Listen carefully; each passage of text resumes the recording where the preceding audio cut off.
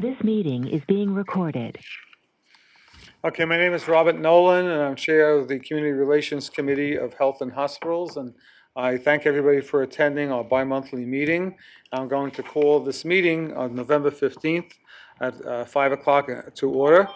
I'm going to announce that we have a couple of board members who are here. First, Sally Hernandez Pinheiro is amongst us at this meeting today. And Dr. Katz is being represented by Senior Vice President Deborah Brown in a voting capacity.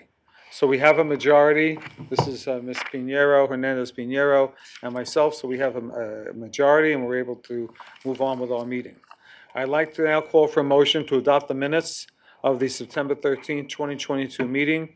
And I need to poll the members when we're ready to do that.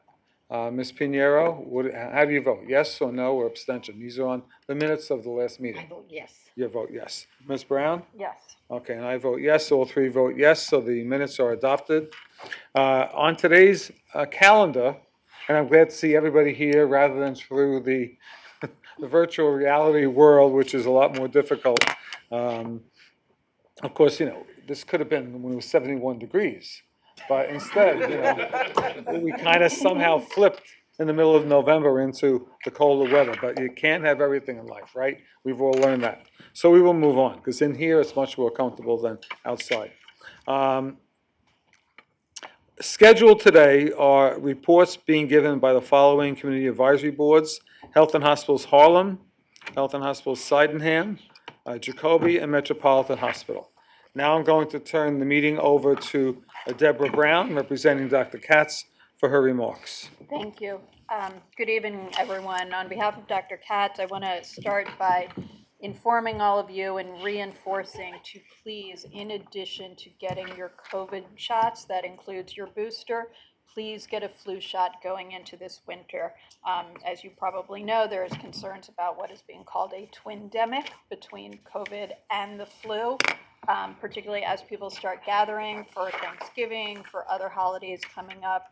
We really encourage everyone to get a flu shot, and in as much as all of you are leaders in your community, to please encourage your family and friends to do that. You can call 888-NYC-4NYC to find appointments as well, and this is important. A couple of major announcements, happy news to share. We are announcing the completion of a major 5-year project to upgrade our chemical labs across all 11 public hospitals with new technology and equipment. For those of you who follow us on social media, there was a slightly adorable post of people kind of taking the covers off of these new labs, and it was very nice. This is state-of-the-art equipment. It allows us to process more than 4.3 million routine chemistry tests annually for cardiac conditions, diabetes, pregnancy, and more. We replaced our old laboratory equipment with new automated equipment that classifies, analyzes, and tests a great number of specimen tests at the same time. And as one example, turnaround time for a basic metabolic profile test will now take 45 minutes instead of 60 minutes. Everything we can do to reduce the time makes the experience better for our patients and also for our staff. We are extremely proud of Kenra Ford, who is our VP of Clinical Lab Services, leads all of this across the facility, as well as our lab directors across the system, who work extremely hard. And I think there's been no other time to see the importance of lab work than over the last several years. It's really quite extraordinary what they have done. New York City Test and Treat Corps announced the opening of 5 walk-up sites, further expanding the city's network of over 240 walk-up at-home test distribution locations for all New Yorkers. And again, as we are kind of entering what may be a new wave, it's just important to remember that it's not like the prior days where the only place you can get tested is in a facility. You can also use your home tests. They are, rapidly available, and we can help you find them if need be. Of course, our facilities are always here as needed. I want to note that the Joint Commission and Kaiser Permanente recognized NYC Care for excellence in pursuit of healthcare equity. You will recall that NYC Care is our direct access program for people who cannot otherwise access health insurance in our city. And so both the Joint Commission and Kaiser Permanente announced that New York City Health and Hospitals and the Texas Children's Pavilion for Women are co-awardees of the 2022 Bernard J. Tyson National Award for Excellence in Pursuit of Healthcare Equity. You may know that the late Mr. Tyson, he was the Kaiser Permanente chairman and CEO, and he was a real champion for healthcare equity. This is an extremely prestigious award within the healthcare industry, and we are very, very grateful and very proud of this work. We also continue to be extremely proud of the work of NYC Care under the leadership of Dr. Jonathan Jimenez. You will recall was launched in 2019. We are now over 100,000 members, and we're pleased to say that the rollout, registration, all of these things continued during COVID, which was extremely important. Perhaps no more important time for people to have access to healthcare. Those are the major announcements, and I'm happy to turn it back over to our chair. Thank you very much. I appreciate that. Thank you for your presentation. We're going to move on in our program and move to our four facilities, going to be making their verbal remarks, their annual remarks. And I'm going to recognize Karen Dixon, the CAB chair at Harlem, and also who is the chair of the entire council for our CABs. So good evening. It's good to see you. And you've got 5 minutes for your report. Good evening. Thank you, Mr. Nolan. Good evening, everyone. New York City Health and Hospital Harlem is a community hospital that serves the residents of Central Harlem, West Harlem, Washington Heights, and Inwood. The hospital is the largest in Central Harlem and the only safety net hospital in northern Manhattan. In 1958, Harlem surgeons saved the life of Reverend Dr. Martin Luther King Jr. after he was stabbed at a book signing. Today, Harlem Hospital continues to provide outstanding care to all New Yorkers, and I am biased. Our hospital has 272 beds in operation. Annually, we serve 346,000 in our clinic. We are a level 2 trauma center. Our emergency room department has nearly 80,000 annual visits. Last year, we had over 600 live births. We hope to increase our births by 25% in the coming year. Harlem Hospital has been very instrumental in collaborating with our community to improve health indices. We offer many educational opportunities for the community through many health presentations. So the hospital will participate in Harlem Week, they participate in health fairs, they participate in outreach efforts in order to engage the community. Our hospital also works with organizations in the community to respond during times of crisis.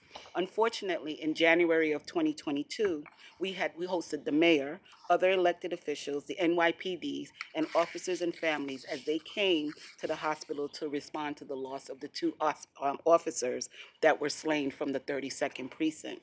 At the request of a CAB member, Mr. William Hamer, who was a recipient of the Agnes Abraham Humanitarian Award, we responded to the building where the officers were slain. He was concerned about the trauma that the residents had endured and encouraged us to help address the behavioral health needs of the residents in the building. And that was something that you would not hear about on the news, but it was something that was very critical to the residents of the building and the individuals in the community. As it relates to, and our chair of behavioral health was part of the one that spearheaded reaching out to the community. As it relates to COVID, we continue to use data to monitor COVID infections in our community with our patients and staff. We no longer have the vaccination hub, but we vaccinate the employees in the occupational health department, and our patients can receive vaccinations and boosters through their primary care physicians. Regarding our infrastructure, we have an aging infrastructure, and as such, we've had to replace our cooling towers in June. Currently, we're in the process of completing our local law 11 requirements on building exteriors. In the coming months, we are planning for the upgrade of our boilers that are original to our building. Recently, we received the Da Vinci surgical system. We hope to go live with robotic surgeries in the coming months. I know the CAB was quite excited when Mr. LeConte, our CEO, presented that information to us. The aging infrastructure, upgrading of the boilers, and completion of local law 11 requirements on the building exterior has affected some residents in the community. In the early part of the year, we had some complaints, and we had to work with the CAB, work with the hospital to really help mediate the concerns that were being raised by the community. As it relates to customer satisfaction, In a hospital survey on patient safety culture to employees on a biannual basis, in the recent survey of fall of 2021, the overall hospital patient safety grade decreased from 2019. Only 48% of our residents, our respondents, reported a very good or excellent overall safety grade compared to 51% over the healthcare system. So the hospital has put in a couple of things to start to work towards improving that narrative. Frequently raised complaints, the most complaints that we receive from our patients are concerning communication, patient care, and staff attitude. And again, consistent with the activity that we're doing related to the other issues, it's done to inform and improve our performance in this area. Our community is a community of individuals who suffer from different health ailments, high blood pressure, diabetes, an assortment. There's asthma, there's a lot of increase in violence in our community. And so the hospital is considered a focal point where folks can reach out and receive the care and the support that they need. Thank you. Thank you very much. I really appreciate that. It seems like so many of our hospitals have problems that fall into at least two common areas. One is communication, and you'll see that among many of the hospital reports over the last year or so. And the second one is mental health. Now, communication I understand because I know at home with my wife will say something and she's a foot and a half away from me. She's as close as Deborah is right here. And Susan will say something to me and I won't hear half of what she said because she's looking straight ahead. And I'll respond to her by saying something to her and she won't hear half of what I have to say. But she's a woman, so she hears 3/4 of what I have to say. So she hears better than I do. I think you recognize this is a problem that, if we actually faced each other, then maybe we would wind up understanding each other a lot better. But I also realize that within the hospital setting, it's a wider issue. It's not just between patient and nurse or patient and doctor. It's among staff members, and it's just a larger concern that I've been hearing for the last 2 years. So I don't know if you have any particular communication issues at Harlem that you would want to talk about. You don't have to if you don't want, because I have another follow-up question. No, so I Okay. think that when you're also ill and you're not feeling well, communication really becomes more challenging because you have competing priorities. And so that also impacts why there may be an issue around what you understand and what you heard. Ms. Dixon, when you mention mental health is a concern to all of us. But I hear mental health mentioned more often than not on the 6 o'clock news, the 11 o'clock news. I'm a news nerd. I watch too much news. But it just seems that whenever something happens, whenever an accident happens or somebody is attacked, everybody talks about the need for greater mental health. Lawyers who are defense lawyers, when they take up a case, the first thing is, well, my client has mental health concerns. I wonder how many of those mental health concerns are the best possible defense that a lawyer might have. So when you talk about mental health, can you give me an idea based on, does this come from your CAB meetings at Harlem? Does this come from your own experience and experiences in the community in Harlem? Or are these the types of things that you've heard yourself based on your own meetings and your own experiences? So thank you for that question, Ms. Nolan. So two things. I am also the executive director of a child welfare organization in Harlem. And Okay. so mental health has been an ongoing issue in the community outside of the reasons that you're hearing to talk about it now more. And so for residents of the Harlem community, there is trauma, there is vicarious trauma, there is experiences around poverty that creates stressors on a family. There are incidents of abuse and maltreatment towards children. So there are a plethora of reasons why mental health is a factor. We talk about it in our CAB. Mr. LeConte and Mr. Cook make sure that we have access to Dr. Sharif, who's the head of our behavioral health department, to really talk about what the behavioral health needs are of our community. And it's something that we want to promote more so that people can move past the stigma.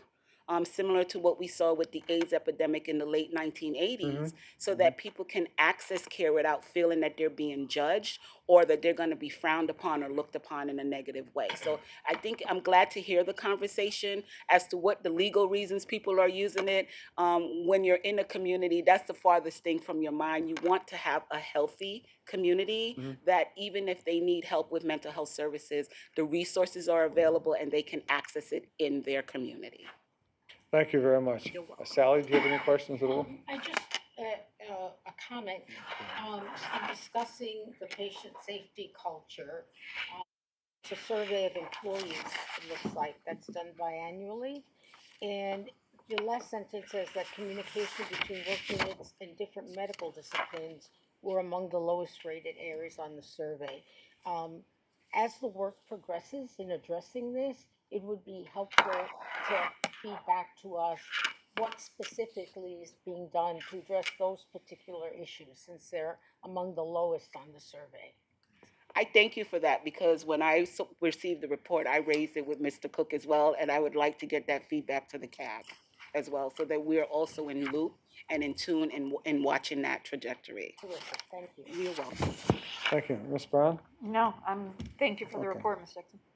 Hearing none, I want to thank you, Ms. Dixon, for your report and give my best to the Harlem Community Advisory Board. We appreciate your presentation. I will be talking to you more often in your capacity as chair of the council. Thank you. So thank you very much. We're going to move on, and we're going to call upon Mr. Everett Person, who is representing the chair of Sydenham Hospital. Mr. Person, Okay, thank you're you. recognized. Thank you very much. Once again, I am Everett Person. I'm the vice chair of the Sydenham Community Advisory Board, former chair of the Community Advisory Board. Ms. Donna Gill, who's our chairperson, is out of the country, so she had a engagement, so she's not able to be here this evening. So I'll be giving our annual report to the Community Relations Committee this evening. Joining us this evening is Dr. Mary Marshall McCoy, who's our interim medical director. And on the WebEx is our deputy director, Yesenia Pabon, and director of nursing, Dazia Fulton, as well as our community relations person, Rondrita Ward Evans, is here with us this evening. The Sydenham CAB and community we serve are has a very clear vision and mission to help us advance our goals to be the best healthcare system to support the needs of our community. I'll talk about first initially COVID-19 response. COVID case rates and hospitalizations have plateaued in New York City and in the Harlem community at levels that are lower than in our winter Omicron peak, but significantly higher than in summers over the past 2 years. We anticipate that COVID cases will increase in the winter and encourage all our staff and patients to get a booster dose with the new bivalent booster. We're now offering COVID vaccines, including the bivalent booster, to all our primary care patients. Testing is also available through the van, which is parked out in front of our facility on 118th Street, to the entire community, and in the clinic to our primary care patients. We are encouraging influenza and COVID vaccines at the same time to make sure everyone is vaccinated. Equipment, let's talk a little bit about equipment and infrastructure.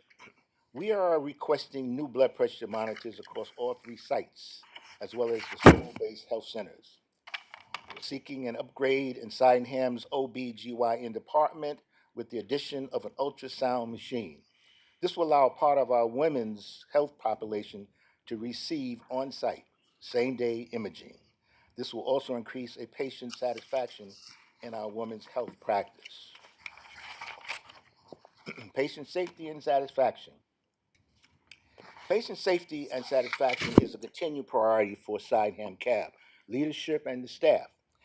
We monitor our patient satisfaction survey results on a monthly basis and address issues regularly in our regular staff and department meetings. Leadership attends the daily clinical team, which huddles and make rounds during the day to hear from staff and from patients. Our priority for this year has been working on improving phone access to the site through better use of the call center. Messages are sent immediately in receipt to the site, and nursing staff monitor those messages at frequent intervals during the day, addressing patient needs. We are hiring a physician assistant to work with the provider and nursing staff and provide faster access to patients when they have a need that cannot wait for the next appointment. Frequent complaints by patients and residents. Frequent complaints raised by patients have more to do with access. Since the switch to the call center back in February, we saw a fall in patient satisfaction. However, we have continued to meet with the vendor and to discuss this issue. We saw a rise in the later months, and we contribute this to having an on-site clerk handling warm transfers for calls outside of scheduling. We also restructured the on-call provider contacts for after hours. We continue to conduct an audit calls, so when we meet with the vendors, we can troubleshoot where the disconnect lies. Developmental services. We have seen a significant change in our access data in our developmental evaluation center at St. Nicholas location. In September, with the span of 1 week, we had 46% increase in fill rate, 23% decrease in no-show rate, 38% increase in booking rate. Acknowledgements. We would like to extend our gratitude to Sydenham's clinical and operational leadership for their tireless commitment to serving the health care needs of our neighborhoods in northern Manhattan, as well as our strategic partners who help to amplify the impact of our work.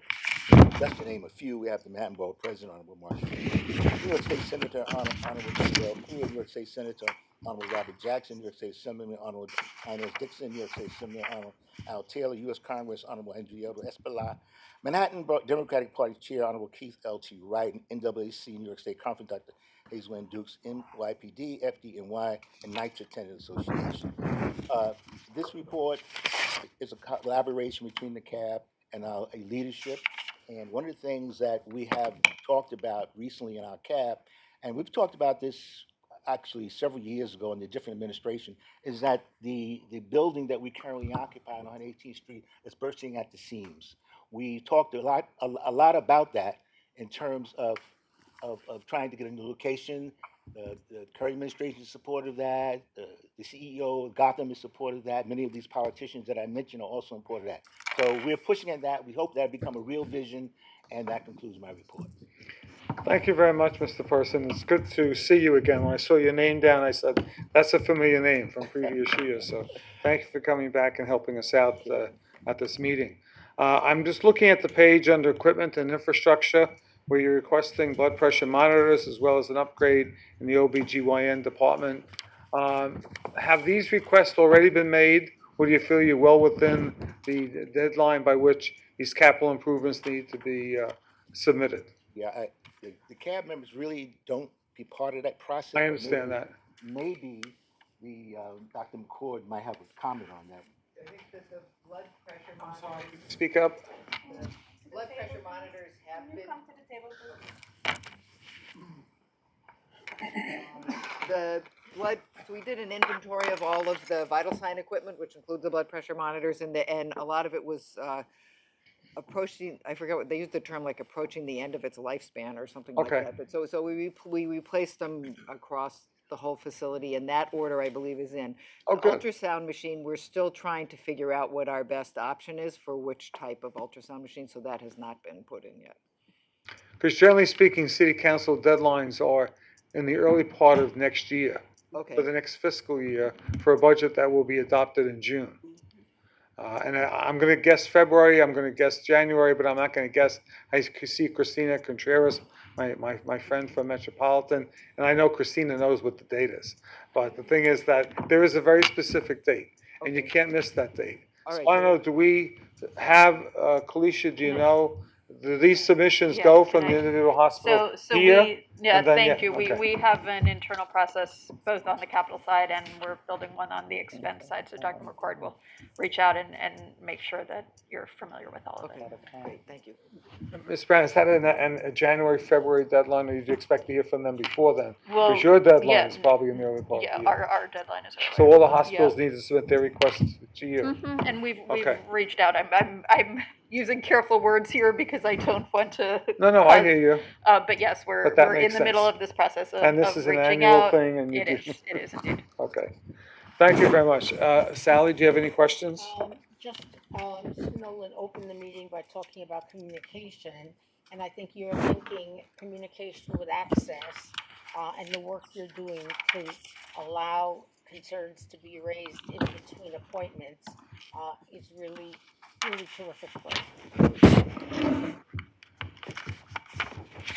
Thank you very much. We really appreciate your report. I'm going to move our agenda as we have two more hospitals that need to report, and I want to recognize Judith Benitez, who is the Community Advisory Board Chair from Jacoby, and first, congratulate you on your election. As Thank you very Chair, we all look forward to working with you. Thank you. First time out, so bear with me as I go along with my speech. I want to acknowledge to Dr. Katz, the hospital board members, and the External and Regulatory Affairs team for facilitating this platform for the community advisory boards. Also, I would like to acknowledge and thank Mr. Chris Mastroianno, our Chief Executive Officer, and the hospital leadership. I would like to share the work that we are doing at Jacoby. We are proud to report that in July 2022, Jacoby and North Central Bronx completed their first combined joint commission survey. The Joint Commission surveyors were impressed with the hospital's best practice to ensure equity for our patients and our staff members. Recently, Jacoby was awarded $10 million in the fiscal year 2023 capital funding through New York City Council member Marjorie Velasquez and Council Speaker Adrian Adams to replace the hospital's hyperbaric chamber and expand hyperbaric medicine services. In addition to the $10 million in capital funding, Council member Velasquez also awarded Jacoby $286,000 to purchase a new ultrasound machines and $500,000 to acquire echocardiograph ultrasound machines. Our CAB continues to build through its stakeholder network of elected officials, community boards, and other stakeholder groups. I would like to share brief patient care-related changes made at Jacoby pertaining to COVID-19 and infrastructure equipment.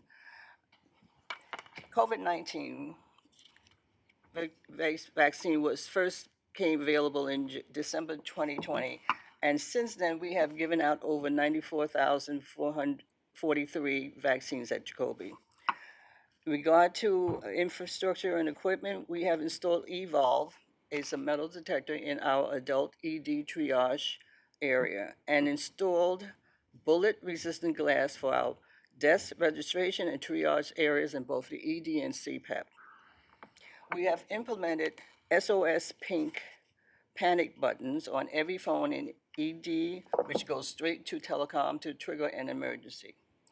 Regarding patient safety satisfaction, our HCA HPS score have shown small incremental changes in all domains though inconsistent. We continue to work closely with Central Care Experience Office as well as Plaintree International. Plaintree International is an organization that works closely with healthcare organizations across the globe to provide a construct for person-centered excellence, which is proven process that leads to better care, outcomes, talent, and an organizational culture on putting patients and their loved ones first. Our Patient and Family Partnership Council members are involved with the Plaintree project. Finally, in reference to complaints raised by patients, communication remains Jacoby's greatest challenge, and it is not isolated to any specific area. We are working with Plaintree to use their curriculum for our staff to improve their communications. Year over year showed an overall 15% increase in our complaints and grievances, with the ED showing the greatest increase. Any complaints or grievances are immediately referred to the department chief, chief nursing officer, director of nursing for the area involved, as well as the area administrator for evaluation and plan of correction as applicable. Thank you. Thank you very much for your report. I would like to ask you about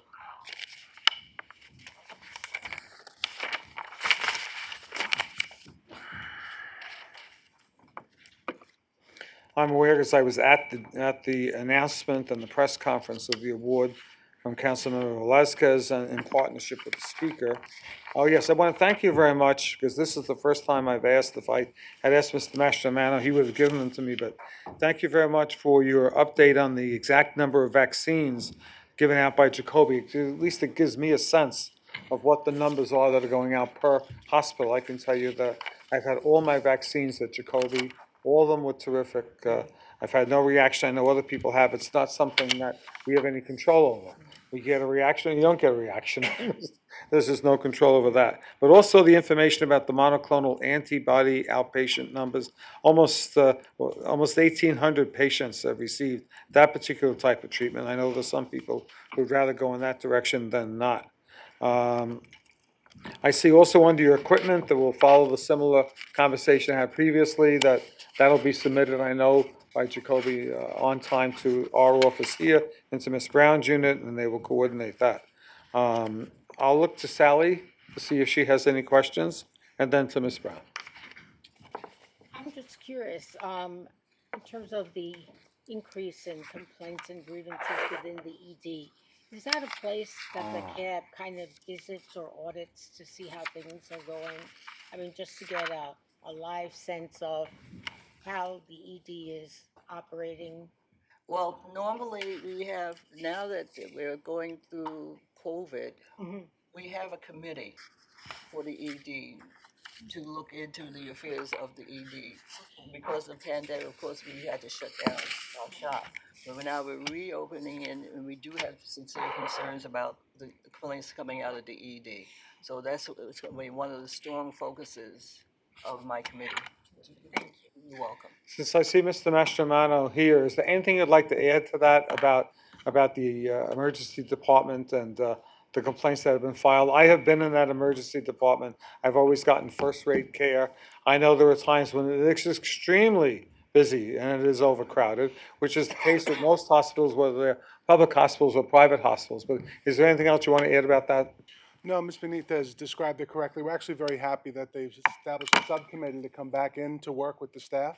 It gives a different sense. We see it through one lens, they'll see it through another, and this way that'll help us change. We're trying not to use overcrowding and volume as a reason not to be communicated appropriately or have timeliness. Of course. We have to come through and just find other ways. Recently, staff's been trained in Plaintree, especially the management staff has been, as well as some empathy training. So we're hoping that that takes seed for them to think before they speak and help through. Okay, thank you very much. Sally, anything else? Ms. Brown? No, thank Nothing you. else? Very thorough. Thank you very much, Mr. Mastromano. Thank you very much, our new chair of the advisory board, Judith Benitez. I wish you well, and again, we'll exchange numbers later on. As we are coming, we have 14 minutes, and we will not take up all 14 minutes before our meeting will be over.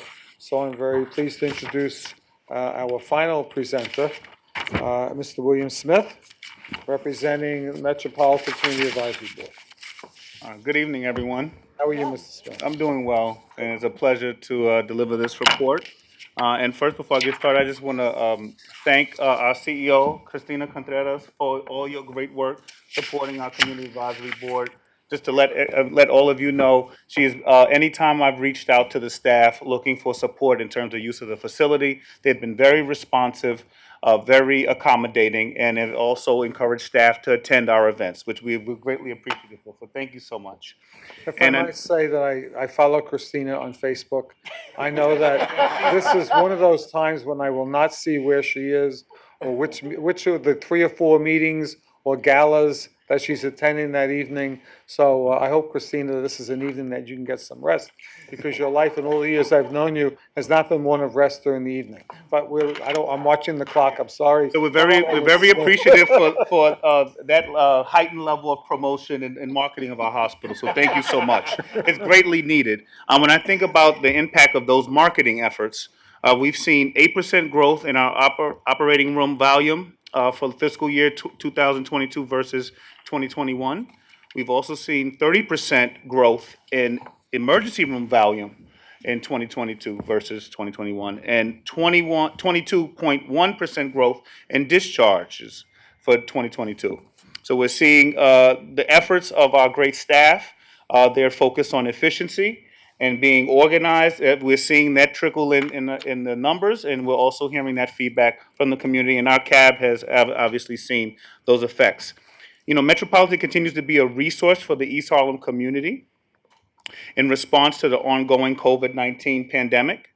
The number of COVID-19 admitted patients varies by day, but has been relatively low over the last 6 months, with but mainly the admitted patients being unvaccinated individuals.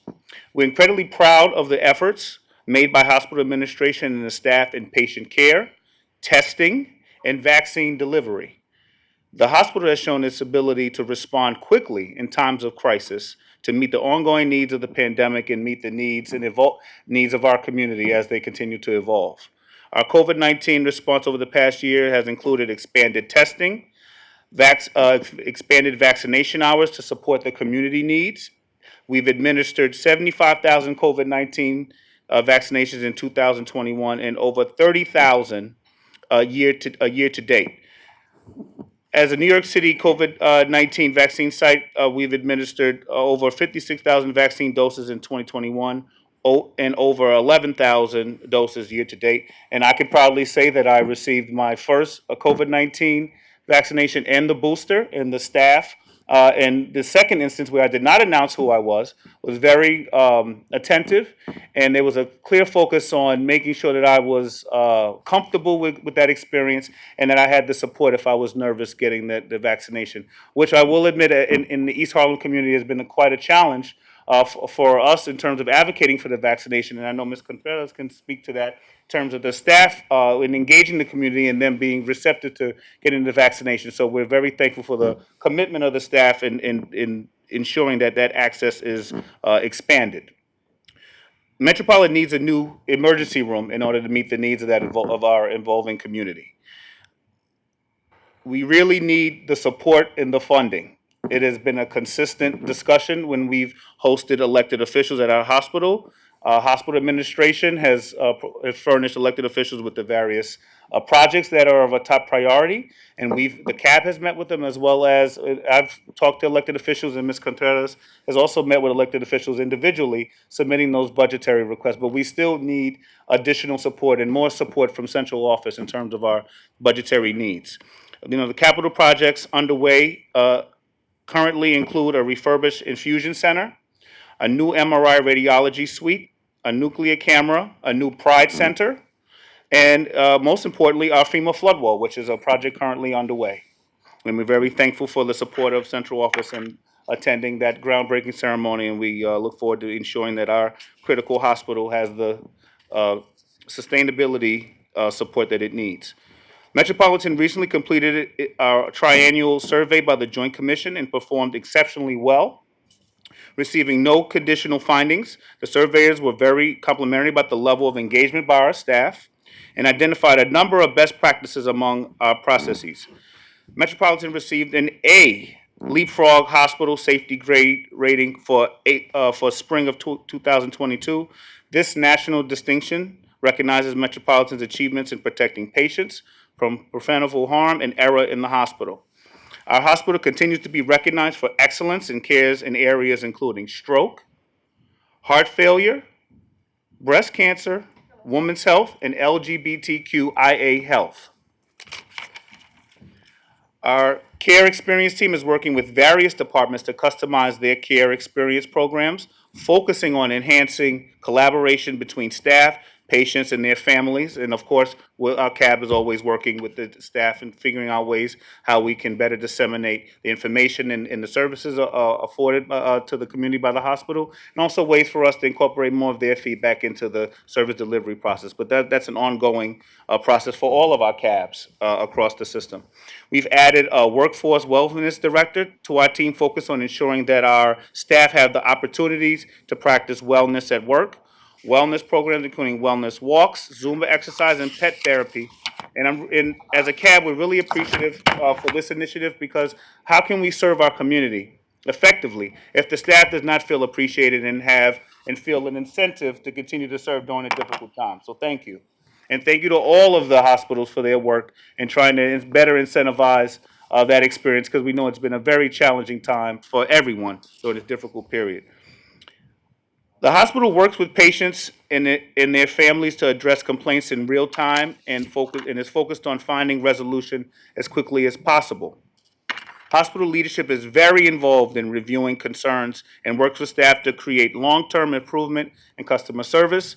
We've had various instances of CAB inquiries to the administration. They have promptly responded and provided the full context as to ways to either improve or how the CAB can better help with resolving that particular issue, which we're very appreciative for.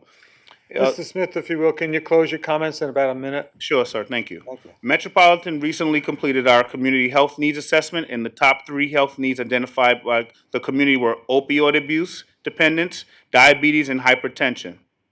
Safety is a major concern in the community as crime, especially major traumas like shootings, have been increasing over the past year. The CAB shares the concerns of the larger community about high crime levels and the impact on residents of all ages. There is an increased need for mental health services and substance use services in our community, especially after the pandemic. The hospital works with community partners, elected officials, and community organizations to work to better address the mental health and substance issues that we have in our community, but more needs to be done, and we need the support of our administration and the entire system from a budgetary and policy perspective to ensure that East Harlem gets the support that it needs, because we are a vital hospital for that community as the rest of our hospitals are. We thank you for the opportunity to make this presentation, and we look forward to an ongoing dialogue with you on how to improve our system. Thank you very much, Mr. Smith, and thank you for your final statement, especially because when you spoke about the needs of battling opioid abuse, dependence, diabetes, hypertension, asthma, all the other battles that are ongoing, it's not just a matter of what the needs are at Metropolitan, it's a system-wide need. Yeah. Sally, any questions? Ms. Brown, any questions? Great report. Thank Okay, it is now 4 minutes of 6. I would like to do one of the most important things I'm going to do tonight, and that is to thank our Chief of Staff for helping to reformat It's our really good. reports, taking away from, in a format that those of us who are not 17 or 27 anymore can actually read the larger print, and if they don't come in different sizes and shapes. But you did say last month, I'm gonna make some changes here. So thank you very much, Kalisha, for you and for your staff for making sure that we're able to read the reports clearly, and thank you for making that happen. With that, if there are any other, is there any old business? Is there any new business? We are adjourned. This meeting is no longer being recorded. you.